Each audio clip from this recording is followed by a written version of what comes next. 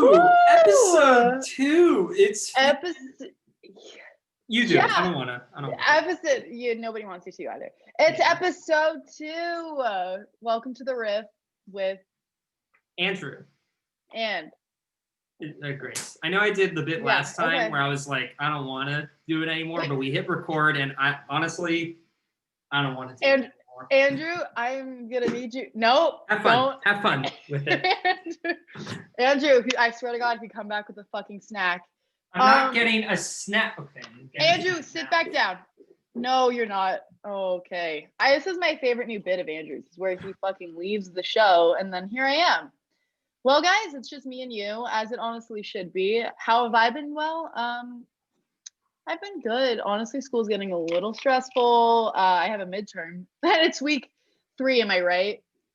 All you UCLA kids will relate to that. My parents are good. Oh, okay. Yep. Okay. You happy? You happy, viewers? You got the snack bit back by popular demand, people. Yeah, good. I hope this is a regular fucking thing. I'm probably gonna do it next week too. Good. Anyways, Andrew, how have you been? Clearly unwell. I've actually been really good lately. That's a bummer. That's unfortunate to hear. That hurts. Good. Okay. Yeah. Okay. I had a crazy weekend. Oh, okay, fun. What'd you do? I don't want. It's a whole thing. Keep this up, Andrew. Keep it up. No, I'm done. I did have a crazy weekend. Okay.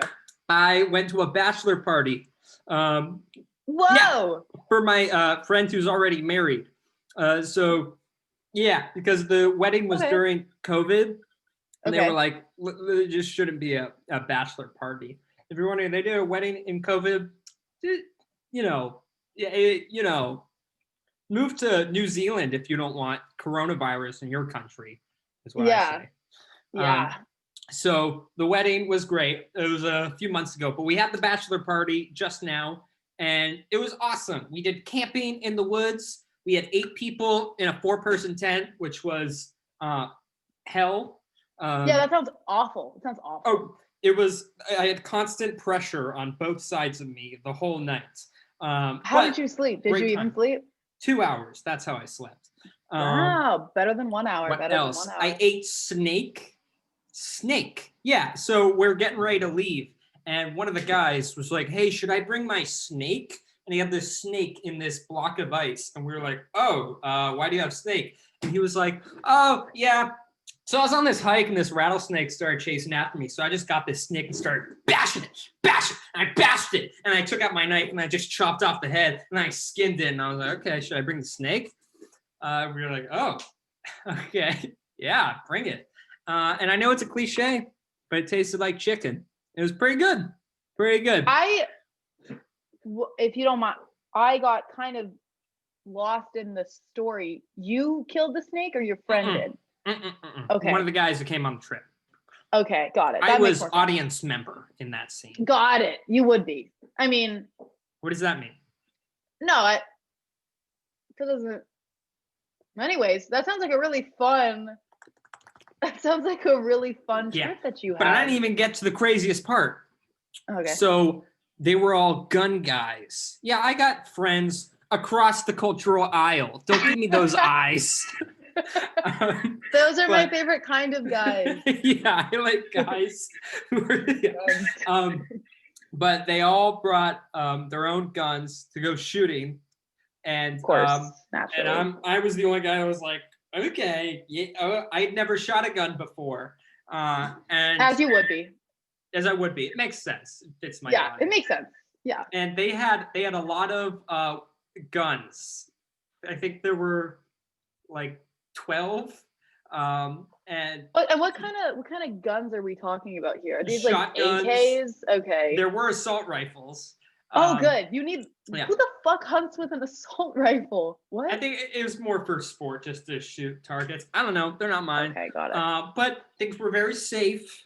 There was a safety lecture given in the beginning. And it was I don't know, I learned more about gun culture through actually shooting them.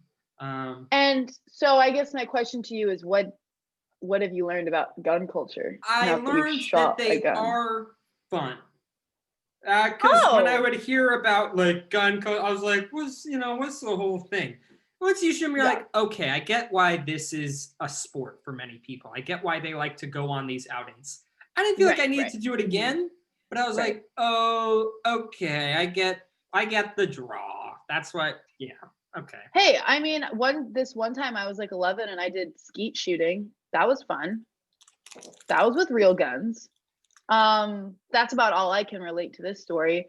Actually, I went camping as well for the first time ever, like 4 weeks ago, like at the beginning of way. last month, like Labor Day weekend, whenever that was.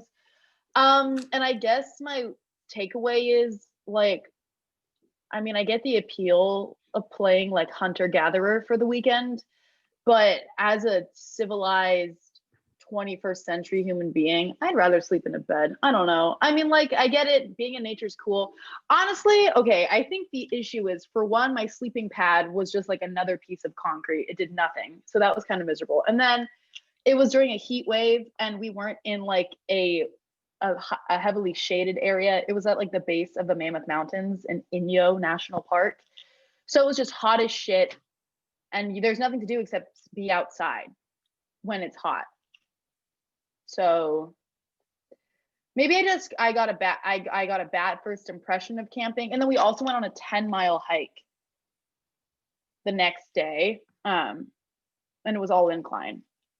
Grace, loving it, Yeah. but I am going to have to cut you off because people are probably wondering, right. Is this the Andrew Grace show with Andrew and Grace? Yeah. I just wanted to tell the story the same along, like, because you told a long story, so I thought mine was long.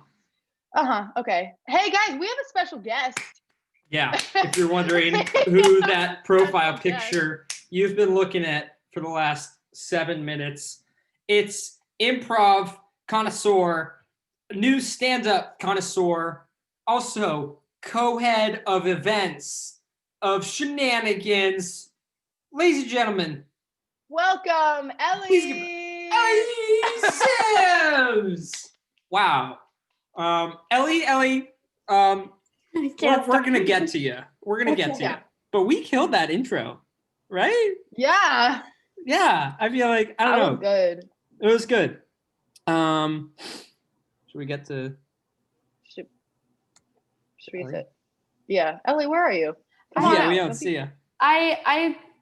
It says I'm unable to start my video. Oh, because I stopped your video. Hey, that's on me. Wow. I clicked ask to start video. Ah, there it is. Right on cue. Welcome. As always. Woo! So now that you've made it to the Riff, what's next for your career? I hadn't thought past this point. But blue sky dream. I've always wanted to like sell popcorn at a baseball stadium. Oh, that is nice. That is, I don't explain. Well, you know, the guys who like have the thing. I didn't think past the Riff is what I'm trying to get across here. But I guess off the top of my head, selling snacks at a baseball stadium, a lot of people work, a lot of interaction, high spirits. It sounds like fun. Also, you're breathing in that fresh air. Yeah. You smell the hot dogs? Ugh, so good. Yeah. Maybe catch a fly ball. You don't know. Maybe. I mean, you're at America's pastime. Yeah. Never a dull day in the stadium is what they say. No. Dull day right. in the stadium.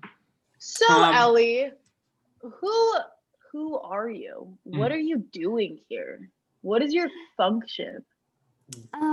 I'm Ellie, and I am in Shenanigans Comedy Club with the two of you, which is sort of how I got into this coveted position. It was a little bit of nepotism.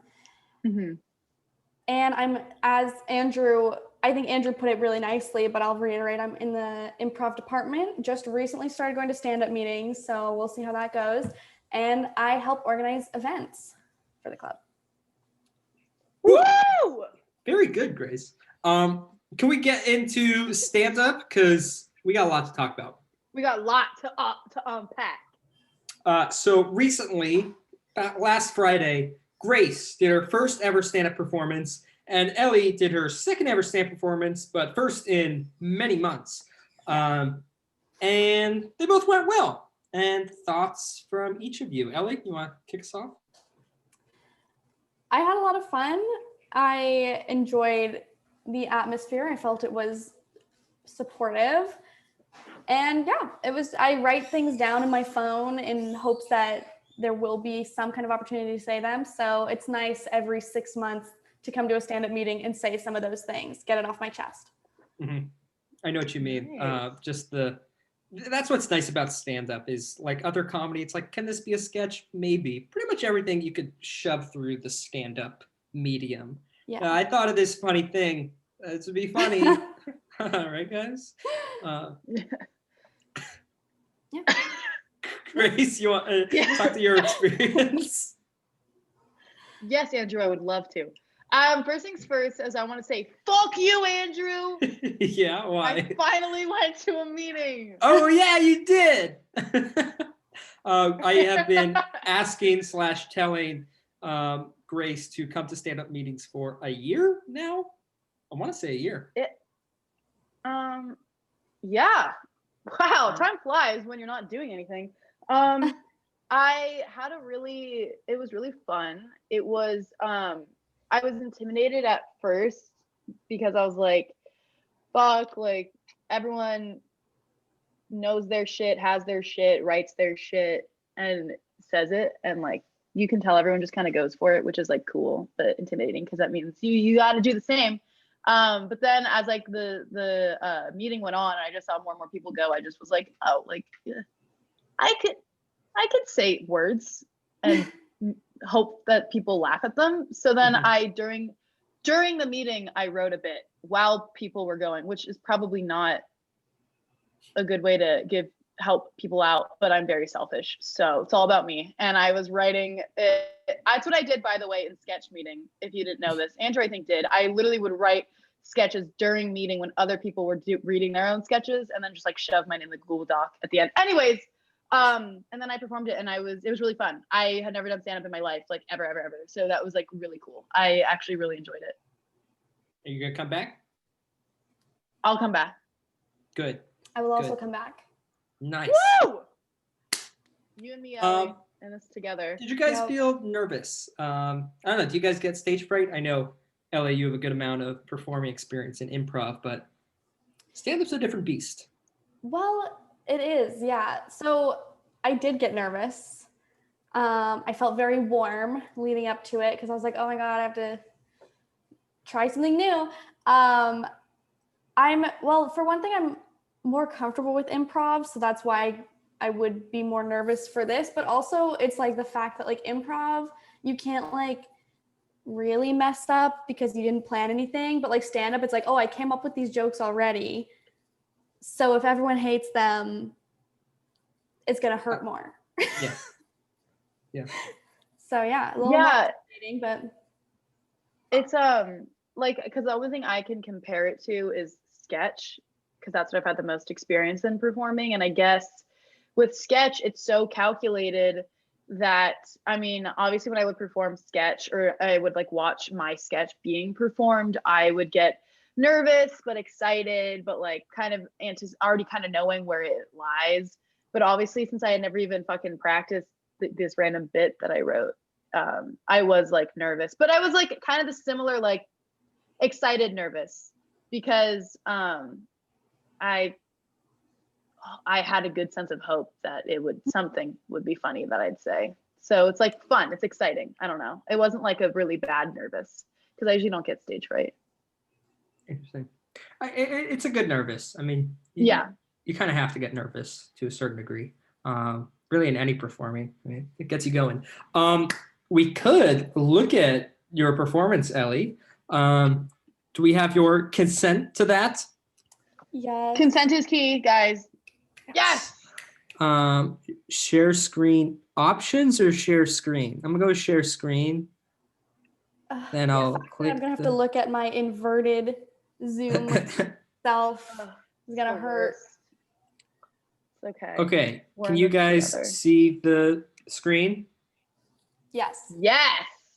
For anyone curious, this is what a stand-up meeting looks like. Just a bunch, or in the Zoom era. We got Andrew. Can you guys see my cursor? Yes. Oh, we got Andrew over here. Where is Grace? Grace over there. Woo! Ellie Woo! over here. These are our 3 stars. And then you have the Yeah. ensemble cast over Yeah, here. the losers. The losers. The losers is Yes. another good word for it. Let's take a look. Okay, super nervous, obviously, so bear with me. Okay, I feel better. So I'm a woman, right? And one thing that I find really annoying is the stereotype that like women are dramatic, because like, yeah, if I'm already having a bad day, like I will cry at a video of a kitten sunbathing, but sometimes if you don't give a man your phone number, he will straight up kill you. So, like, I feel like we're not being fair. I like that joke. It's good at establishing likability. And that's very important early on in a stand-up set. We go, it's just so funny in stand-up is you step on stage and a whole audience at once is going, newcomer, who are they? And that's so much of stand-up early on in a set, just getting people on your side. And I mean, there is no secret to it. You just kind of know it when you see it. You're like, ha, I like that. I like her. Go on. I don't know what it is. Dispelling like the awkwardness of you being a new person is huge. Yeah, I think the joke accomplished that. Very good. Thank you. Another hard thing about being a woman is that like so many products are like marketed at you, and it's like hard to know what's legit, what you should buy into, and all that. But I have started using a menstrual cup because it's reusable and good for the environment. Like the baristas at Starbucks hate it. Like they say it's gross, but it's reusable. That is interesting. I always separate. Yeah, are you okay with us walking through and breaking it down? Yeah, for sure. Okay, I love Well, this. Andrew's just going for it, so yeah, Yeah, here we yeah. are. I hold the power. It's interesting. Some jokes I categorize in the humorous category. Stuff where you would more read it on paper and go, oh, that's funny. And sometimes that can translate into being more like laugh out loud funny. Sometimes it's harder. And that one's where you got good laughs. I don't know exactly what I'm saying right now. But it's an interesting category to keep in mind. Grace, you Can I pretend to be Andrew for a second? Yeah. Okay. There's categories in stand-up. It's just interesting to see the dynamic of such you gotta just think. I don't know what I'm saying, but it's interesting, the categories to think about. That is what the fuck did you just say? It's pretty Andrew? close to what you just said. Yeah, I felt myself He was so losing it. excited. He was so excited. No, I was gonna say that I love this joke because if I'm gonna maybe clarify the category conversation, I would put that in like a oh my gosh knee slapper like shock value category, and I love humor like that. I think it's really funny, and I like how that joke kind of it like perfectly kind of correlated from your first joke. I liked it was like a steady flow of like shock, like funny jokes to shock value ratios, because I feel like in stand-up you can't be all right into the menstrual cup joke. Right into the menstrual cup. We vibe. Yeah, I like your delivery as well. Your delivery style. Yeah. That's what I had to say about that. Now press play. Yes, ma'am. So, okay, I did have 2020 has sucked for all of us, but I personally believe it was worst for me. Several of my pets died this year. Like my longtime dog died. And then like 2 days later, my cat died, probably of a broken heart. No, it was cancer. Something about cancer that I didn't know about. I was at Disneyland one time, pre-pandemic, and I saw a family and they were wearing matching shirts, as you do for your trip to Disneyland, and they had yellow ribbons on the shirts, and it said, "Not all cancer is pink." I didn't know the cancers had beef. Like, I didn't know about the cancer rivalry that's clearly going on, but I guess it's just good to be aware of those things. I like that one. Me I want too. you to go into deeper. Yeah, I could. It's just go ahead. Oh, I would like to work on it more and find like more to say about that besides just like stating the fact that that's a thing I saw. But yeah, it was just like sort of my first go at it, so it'll be nice to like unpack it more. Yeah, I'm stupid, so it didn't. I'm slow, so I didn't register. And then when I got it, I was like, ah, that's so funny. So if my reactions are delayed, that's why I'm just fucking a slow poke. But I get there, and I Plus your appreciate Wi-Fi. it. Plus my Wi-Fi. It's my Wi-Fi. It's not my brain. It's my Wi-Fi. Yep. Okay, on the topic of disease, one more thing I want to say is that I'm glad we're doing this socially distanced because I really don't want to get corona, but I would love to get the bubonic plague because I Googled it and that shit's fully treatable with like antibiotics now. Mm. And then you get to tell people that you had the Black Death, which I think is like great on the resume. That's all I have to say. Very good. Woo! Woo! Woo! How do you feel watching yourself perform? Oh my God, I think like I'm gonna out myself as a narcissist. I like it. Like, I don't know, like it's nice to see people like myself tell a joke and then people laugh. That gives me the good endorphins and serotonin that I crave. So I'm not against it. I hear that. I think it's understandably anxiety inducing for everyone, but I feel like, at least for me, and it sounds like for you too, I can laugh at myself performing in video. I can see it and go, oh, that's funny. I like that. And a lot of people just don't have that. They physically can't find themselves telling a joke in stand-up or whatever funny. I think it's a lucky thing to have, but yes, I do think narcissism plays a role. Or maybe lack of shame. I don't know.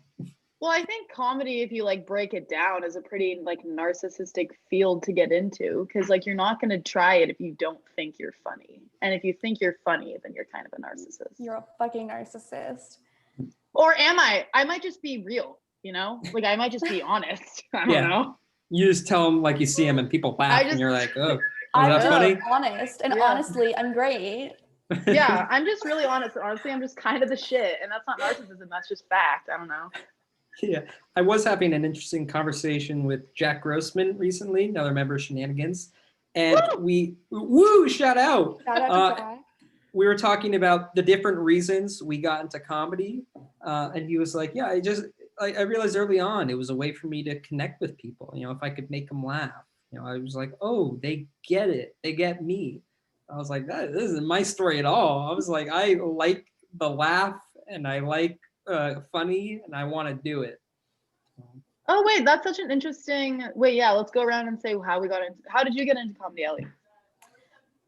I just always have enjoyed making people laugh by being silly, and then as my brain developed, learning how to like make jokes or tell stories in a funny way, and then I guess like I just always enjoyed trying to be funny, or I was in plays, usually playing a comedic character. And then in high school, I joined my school's improv team, which is when I got like sort of more focused on doing like comedy specific, getting the laughs kind of stuff. Yeah. Mm-hmm. Do you remember your first big laugh when you were like, oh, they all laughed at my thing I said? The first one that comes to mind is I was in like 3rd grade and I was doing like a Parks and Rec production of Peter Pan. And we were in a rehearsal. And I think I was Wendy and I was passed out for some reason and everyone was trying to wake me up and Peter was like, wake up, wake up. And I just laying there said like, I am awake, you pinhead. And everyone laughed. I don't know why I said it. And it's not that clever, but I was in 3rd grade. That's funny. And everyone laughed. I just felt like saying it. And I think they let me keep it in, like in the show, I think I said that. So you're like, oh my God, this made the cut. Yeah, exactly. Yeah, I like improv'd a little moment and it made it into the final cut. So I think that was really validating. You just unlocked a memory. I realized I lied. This past week was not my first time trying stand-up. I don't know if I've told this story. I think Maybe. you go on, but I think you have, yeah. I'll like briefly tell it. Basically, in like this beach camp that I went to, and I was like, what, Right. 8? They had a talent show, and for whatever fucking reason, I was like, stand-up comedy, and I was like 8.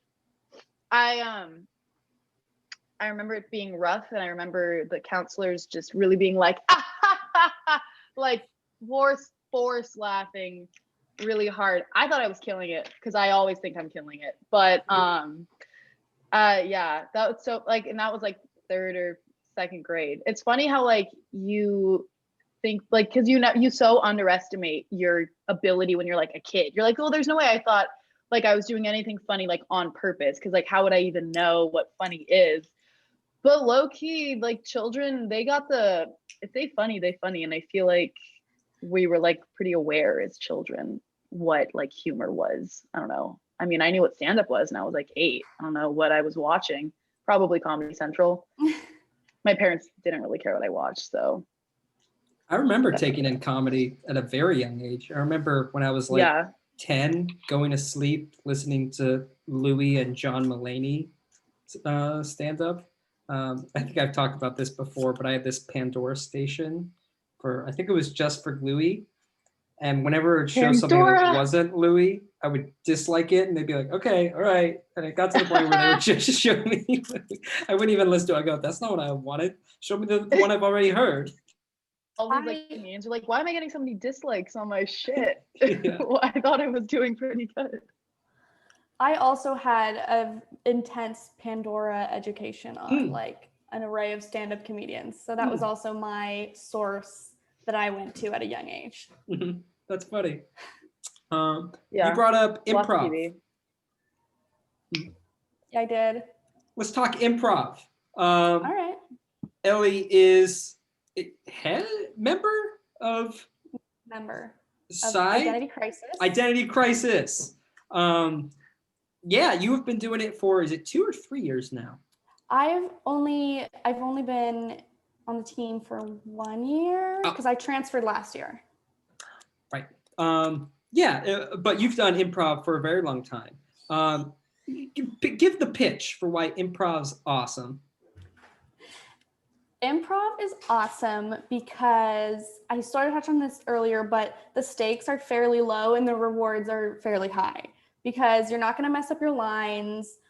And if you are not coming up with anything, you have a team of people who are going to kind of cover for you. You can hang back while they do things.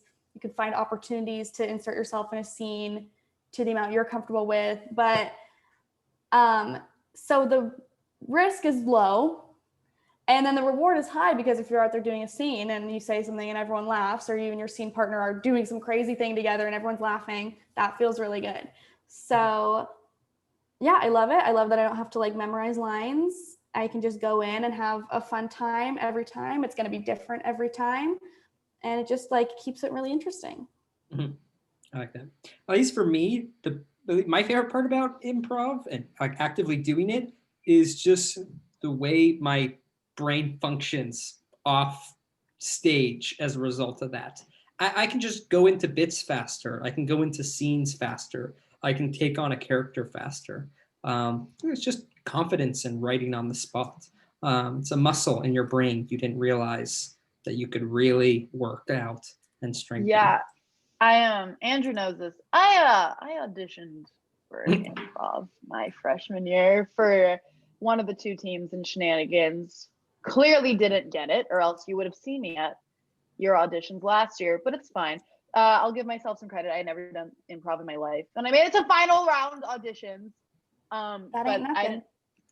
I didn't know shit about stand-up though, and obviously the rules of the game matter. So, and I didn't know those rules, but it's really that it was like such an adrenaline rush, and it's like a fun way to like, it's not like an adrenaline rush you would get before an exam, because like that's like lame. Like it's an adrenaline rush and then you have to direct all your energy towards like stupid knowledge. Like that's not, who wants that? That's fucking lame. This is like you get an adrenaline rush and then you direct all of that energy to like your funny bone, which is like a really like cool feeling that like you can't really emulate anywhere else. So it was like really cool to like tap into like my funny instinct and like see where it took me. I would do it again. Andrew, we should audition. I think we might have missed it, but I'm already on an improv team. What fucking improv team are you on? Juice Factory Improv, the bad boys at UCLA Improv. I don't want to fucking hear no more of this bullshit. As an affiliate of the official Shenanigans improv teams, I cannot comment.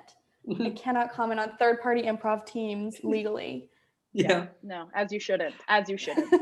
Yeah, we deserve no even acknowledgement. But no. It's been fun to do improv regularly. Yeah, cool experience. One thing, it has made me a better listener, not just in life, but that's something I realized early on when I started doing improv. I was just with the guys. I was like, oh, I'll do a wacky thing. And I realized, oh, no, if you want to build a good scene, you need to pay very close attention, especially when you're doing long form. You need to be reading it like a book for 20 minutes. And it's just, it's a good experience. Long form is so intimidating to me. I commend you to the fullest. That shit seems so difficult. I love long form. It's my favorite type. Oh, love it. Like 20-minute long form. We don't do more than that. Yeah. In high school, we did all short form, but me and my friends were just constantly doing long form, like among ourselves, and just like taking on characters or being silly or drawing out these dramatic story arcs or whatever. But like we were always doing long form among ourselves, but like for some reason we couldn't convince our coach to like do it on the team. So it has been a really fun part of UCLA Improv to get to like do more of those like drawn out scenes, story jumping kind of stuff. Mm-hmm. Yeah, that's sick. Yeah, it's a different experience to try to really write a story together. You need really strong chemistry, and you need to do it a bunch of times and really understand. And just have trust. This is our protagonist. This is the person's story we're following. This is our antagonist. This is our climax. Just to be on the same page for where we are in that general story structure. It takes a while to get to, and you need to do it a lot. It needs to become muscle memory. And it's cool to get there. Ellie, I'm going to spring it on you. I think we might be in love with the same man. Simon Johnson?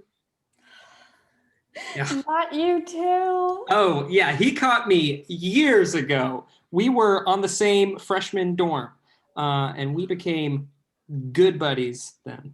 And to be honest, I miss the guy. I don't stay in touch with him as much as I should. Is he graduated?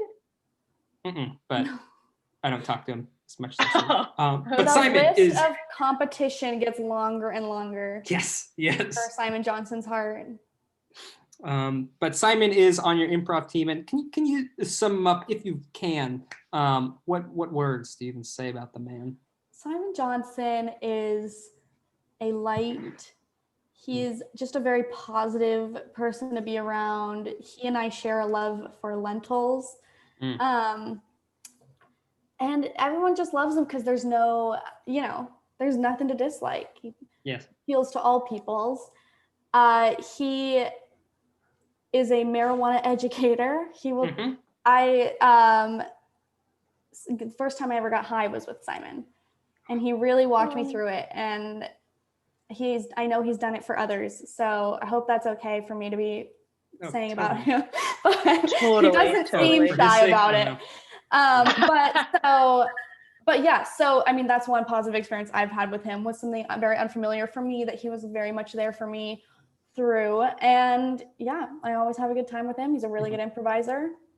Love the guy. He's very funny. I think he was one of my fave guests to have on the show because of his whole rap character. He's so fucking Big good. water. He's just big. Oh my God, Yeah, he's just like a very like naturally gifted man. You know what I mean? He's just very like smart and very Yeah. funny. very funny. Yeah. Freshman year, me and him used to have the same physics class 2 quarters in a row. And twice a week, we would go to physics class, and then we would get a study room in the library. And it started out us working, and then it just became hangout sessions twice a week. And oh my God, I miss those days. Good guy. God, we used to laugh so much. I don't think I remember consistently laughing with that hard with someone. And then Aw, you should stop doing Go to physics. you should him. reconnect with him. Go to him. He doesn't want to Go talk to me. him. No, Andrew, don't say that. Andrew, You his know, the flight leaves second- in 40 minutes. 20 Andrew, hurry. minutes. I'm gonna hit Touch him. traffic. Ellie and I will take over the show. Here's Don't let him Dylan. go. Don't let him go. Okay, I'll go. Okay. I'll go. See ya. Hi guys, this is the Riff. I'm your host Ellie, and I also have our other host. Grace. She forgets my name. It's okay. No, I was letting you introduce yourself. No, I know. No, It's I know, on I the know. screen. I mean, even if I had forgotten it, I would have covered better. Yeah, that's true. That's true. Oh no. What happened? Andrew's back. He found someone else. I Andrew. went to the airport and I saw him just laughing it up with the TSA lady, and that's when I knew. Andrew, no. I feel bad for pushing you to do it. I'm sorry. It was good. It was Andrew, good. I don't. This is growth. You needed this. You It needed hurts this. now, but it'll be good. You'll heal from it. You'll heal from it. He's so funny. Oh, wait, should we sidetrack and talk about our quarantine experiences a little bit, and specifically, well, I want to hear what Ellie did, and then I can get into what happened to me. Please. Ellie, Yeah. how was your quarantine experience? My quarantine experience has been, I mean, not too much to talk about. I feel like it hasn't been much different from most people's. I've been inside a lot. I've been going for little walks and been on a lot of Zoom meetings. I'm taking this year off of school because I'm holding out hope to like go back to campus at some point in person. As a transfer, I want to like maximize that. But anyway, so it's been a lot of extracurricular club meetings and that kind of stuff. One fun thing is my family came up with this sort of like activity where we'll pick one street that's like really long, like that just goes straight for a really long time. Like we did this street. What was it? Like Lakewood Boulevard. But anyway, so that street goes for like 30 miles or something like that. So we just drive a street all the way down and just like see places we don't normally see and get to like pass through different cities and find new restaurants and businesses. So and just can stay in your car. So that's something we've been doing. Oh my gosh, cool. fun.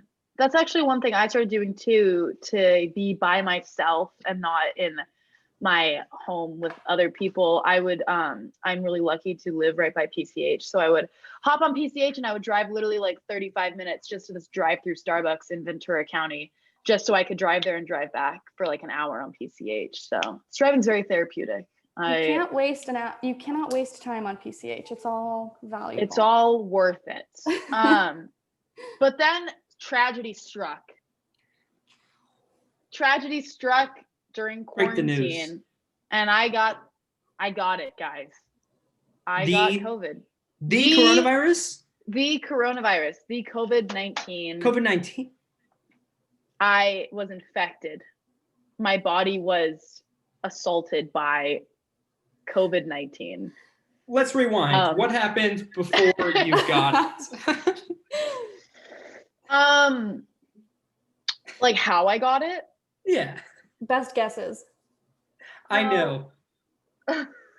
But Ellie, you want to give your guesses? I'm kind of putting her on blast, if that's a hint. Oh, I'm guessing? Yeah.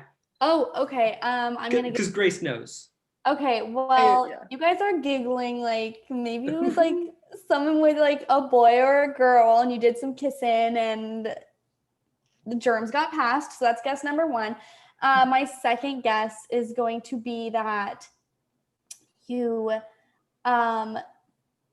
licked a crosswalk button. Okay, that's fair. And my third guess is going to be that you wore the mask, and the mask just recirculates that carbon monoxide and carbon dioxide and actually makes you sicker. So I'm guessing you just wore the mask and that made you sick. Bingo. Yeah. Option number two. Option number two, licked a crosswalk. It was the crosswalk. Yep. No, I was a naive little Sally, and this was in June. So there was a bit of a stalemate in the news surrounding COVID. It seemed like there was a bit of a lull, and a bunch of my buddies had just returned to Westwood, and I live in Malibu, so I'm not too far. And I went to see some buddies in the apartments in Westwood. And it was like, maybe there was like 8 people there. And the thing is I felt confident about the situation because I knew everybody there. Mm-hmm. I had openly been like, when have you been tested for COVID? What have you been doing? Who have you been seeing? And it was a very open conversation. So I was like, I'm fine. We're all on the same page here. Nobody's strangers. But the catch is one of my good friends who I was going to see, who lives out of state, had driven like half the way across country to come move back to Westwood. And for whatever reason, that didn't cross my mind as like a red flag because she had driven with her father, who's an older man. And so just to me, the whole thing, I was like, well, if she's fine, then he's fine, then she has to be fine kind of thing. Like, why wouldn't that? Whatever. Long story short, I think I shared a cup with her very briefly. And that's all it took. And then I died. For it only takes a spark. It was so unfortunate too, because I was still very apprehensive the whole time. I guess this is like a PSA. No matter how apprehensive you are, it takes like one sip if the person is contagious enough. But at the same time, you can still, what I learned as well is if you don't like share cups, and you're not exchanging spit, it's not going to come and get you. You have to go get it, which is what I did by sharing a cup. But also at the same time, the thing confuses me because I luckily didn't infect anybody. I didn't infect my family. I had even seen a friend of mine, the morning that my symptoms started, I had seen a close friend of mine, and she had literally, again, she drank out of my cup. And she's totally fine. And that's because I talked to my doctor, and I guess some people react really and they become very highly contagious, and some people don't become contagious at all. And luckily the COVID said all for you, and didn't infect anybody, which is great. I had quarantine in my room for 2 weeks. It was like I was in solitary confinement. My mother would bring food to my door and would knock and then leave out the other room. And then I would just slide my door open, grab my food, and go back to my bed. This was my routine for 14 days. 5 days of it, I was very sick. It was not fun. But also my immune system sucks. So and also we had a little bit of fever. We had a little chest pain issues. We had the worst was the no taste, no smell. That was just like a slap in the face. I had nothing to look forward to. I had nothing to do every day, all day. But the one thing that I could feel was food. Like that was the one thing that could give me some sort of gone, taken away. And also I would like to add, my mom, love her to death, not the best cook. But then just to start off with, but I think when I told her I can't taste or smell, she used that as an excuse to just really slack off in the food department. And she started bringing me, I'll have to somehow send you guys a photo of it. Just plates, like just paper plates filled with spaghetti, but just nothing else. Not even butter or salt. It was just spaghetti cooked. And I just remember opening my door one day and just seeing like a pile of plain ass spaghetti on this paper plate. And I was like, Mom, what is this? And she's like, well, you said you can't taste or smell. It'll fill you up. And I was like, I have feeling in my mouth. I can tell if something's dry as fuck. This isn't fun. But yeah, I got all better. I got tested negative, and then hopefully I have some sort of protection. I don't know. Long story short, it sucked ass. Don't be stupid and drink out of people's shit. If you want to see people, just don't be near them as Grace, much. you have to get more cups. I have to get more cups. I do. Now it's like a rule of thumb. I'm very you just BYOB and be very safe and distant, and you'll be fine. And then you'll be fine. So it's Story not time a over. hoax? Yeah, Andrew, I'm sorry. It's very real. Okay, I gotta Or take down Grace some is tweets. working with the government. Oh, I gotta retweet my own tweets. conspiracy. I would just like to say though, what sucked is then the other people that got infected, that everyone was like cruising. They're like, yeah, I'm kind of tired.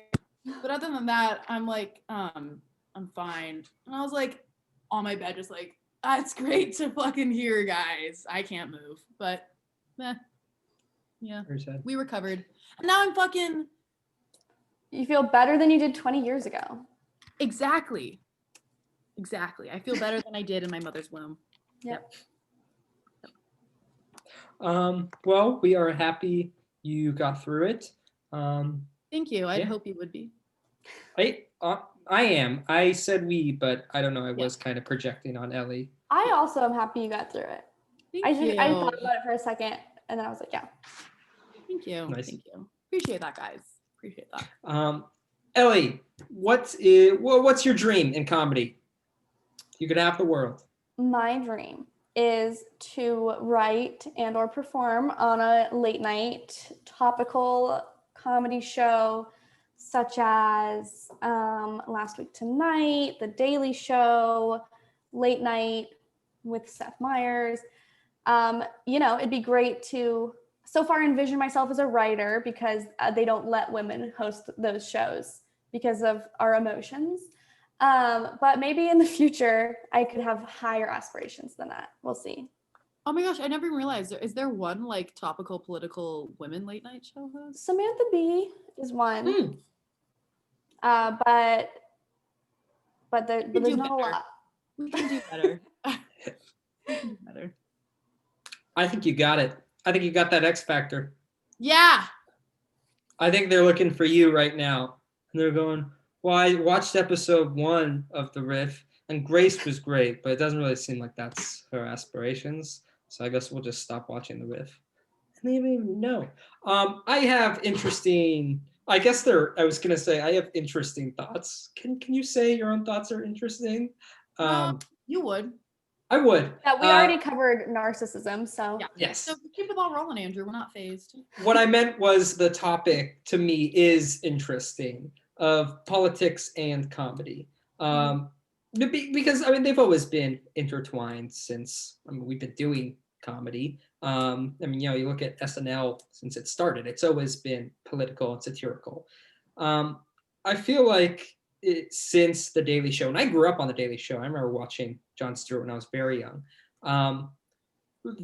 Commentary and comedy mixed. And I think that has interesting ramifications because I think there are people who can do it really well. And Jon Stewart and John Oliver are 2 great examples of that. Then there are people who don't do it as well. And I feel like the danger of that is that you can convince someone of something through comedy. And that's always given me pause. Because it's very easy to get someone to laugh along with what you're saying and get them to agree with you. Now, what you're saying and trying to convince someone could be objectively right or morally right. But I've just always been suspicious of it. And I've seen the trend really spark up since The Daily Show with all these shows. So I don't know. Those are my thoughts. Any thoughts on any of that? Thank you. Thank you. Well, I mean, I enjoy the commentary. I think what I like so much about it is that the news in the past, I don't know, let's say 4 years, has been really, overwhelming and stressful and frustrating. And you get the facts from your podcasts, your CNN, whatever, wherever you get it. But it's really nice to me to have a place to go that will tell you like what's going on, but will do it in like a funny and entertaining way that like doesn't make you so depressed. So yeah, I think funny news coverage is really important because like I try to then follow it up with my own research, but like for a lot of people, like if the draw is the comedy, but like through that they're learning a little bit more about how the voting system works or something like that, like I think that's really valuable.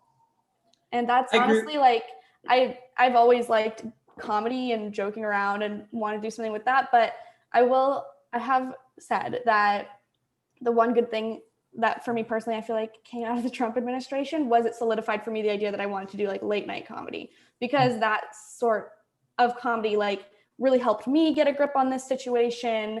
And there's been so much content generated by it. So yeah, that's sort of shaped up for me in the past few years.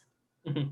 Yeah, I never really thought about the fact that, I mean, it's very true that, political comedy is like a mode to distribute this political knowledge. And I remember, like, not gonna lie, I would laugh along to all of these political sketches and whatnot that SNL always does. But like half the time, I don't even know what they're spoofing, because I'm like, I don't know what the fuck is going on, just because for whatever reason, how I grew up, politics were just not a hugely discussed topic. It was very, I think, private to each of like my members of my family, I'm assuming. I don't really know. It was just never like something we ever like talked about. So, but we'd always watch SNL and it'd always be, all these political sketches.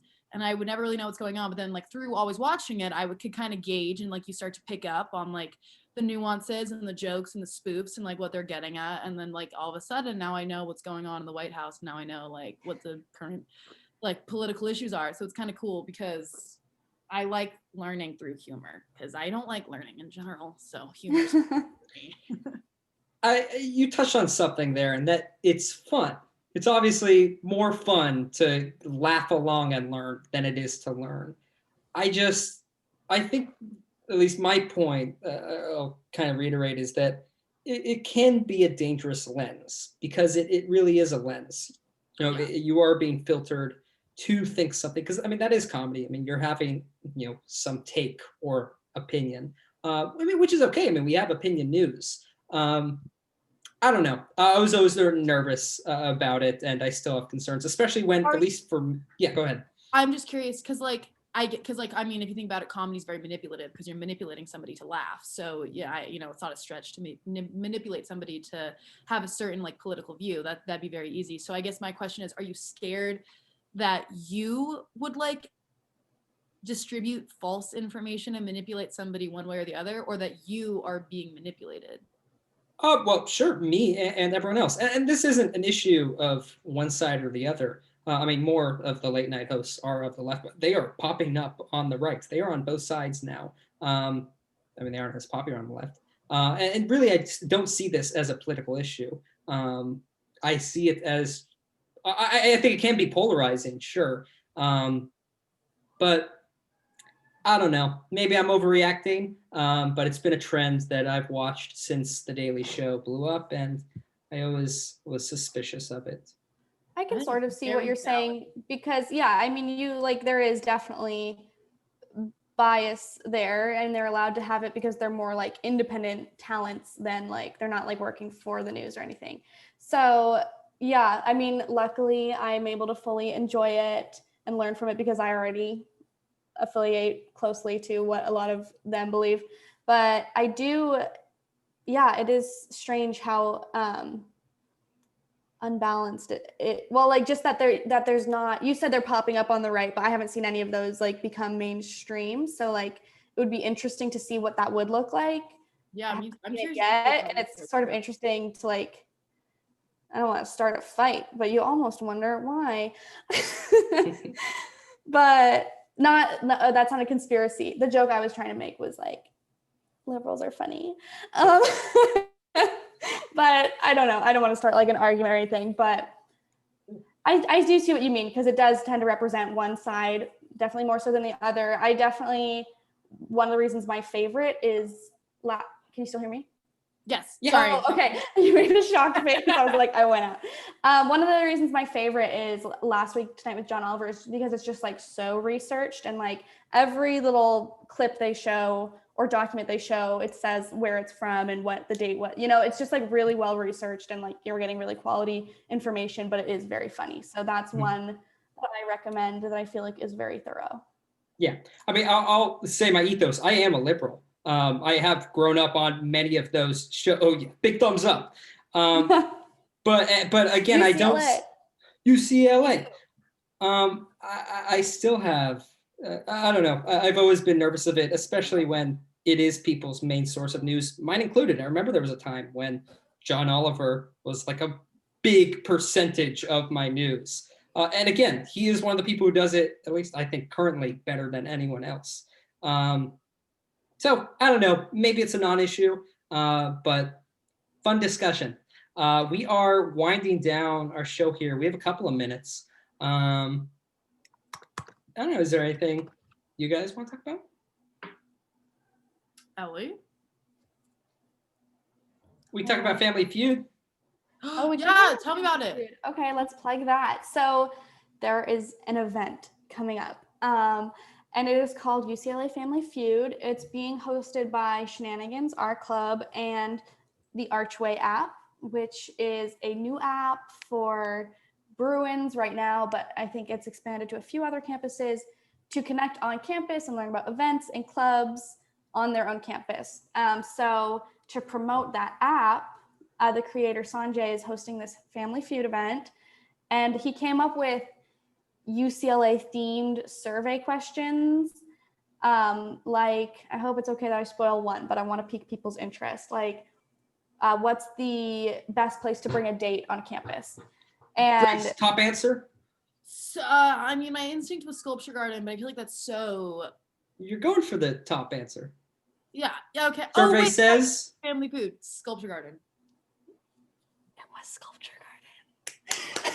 Fucking go. Okay, yeah, so, and that's how it'll work. And it's played like the normal Family Feud. He sent that survey out to a bunch of UCLA students. They didn't know what it was for, but they sent in their answers. And myself and Michael Pyle, one of the heads of stand-up, are going to be hosting it. And I think it'll be a lot of fun. It'll be a nice little nostalgia moment for those different on-campus places that we all used to enjoy so much. And yeah, it's October 29th, which is next Thursday. I don't know when this comes out. I don't know either. No. Yeah, but anyway, it's October 29th at 8 p.m. And you can find out more about it on the Shenanigans Instagram, at the Bruins app Instagram, and you should download the app Archway as well, because that's how you get into the event and make teams and stuff. All right. Sounds awesome.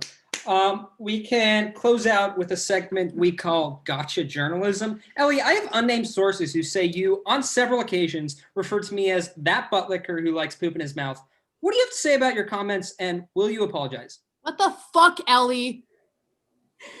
Okay, I think there was a miscommunication because I had seen Andrew walking his dog, and his dog is a butt licker who likes poop in his mouth. I saw it happen with another dog with my own eyes.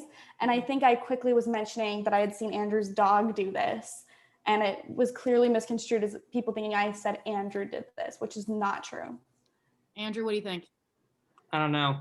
It smells a little fishy to me, but I accept your, I don't know, I don't want to say, your answer, your response. Should we take it? Should we rake it? That's that on that.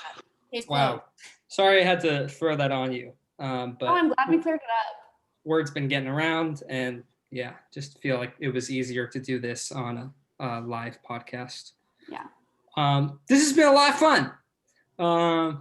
Thank you so much for coming on our show. It's been a pleasure. We've learned a lot. We've laughed a lot. I think we can all say that. I got a chance to accuse an entire side of the political aisle of having no sense of humor, which is something I always like to be able to do when I get the chance. So I feel like it was a good use of our time. Woo! If you loved this episode, go check out all 31 of our other episodes. I can't believe we did 31. We're so good at stuff. Yeah. That's it. That's all I have to say about that. Hey guys, thanks for tuning in. It's been a pleasure. Thanks, Ellie, for coming on the show. Thank you guys. I had a lot of fun. Do I stop recording or? Wait, we gotta. Oh. Mwah. Mwah.